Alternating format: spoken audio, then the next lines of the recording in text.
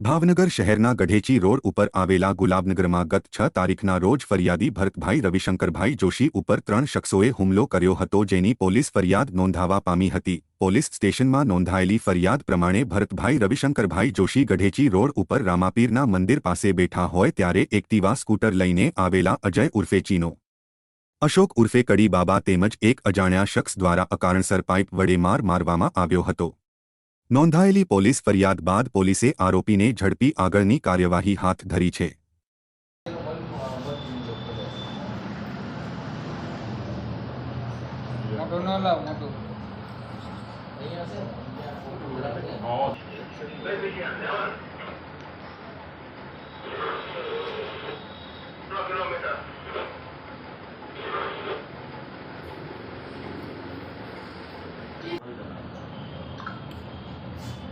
आज के जी बाजार में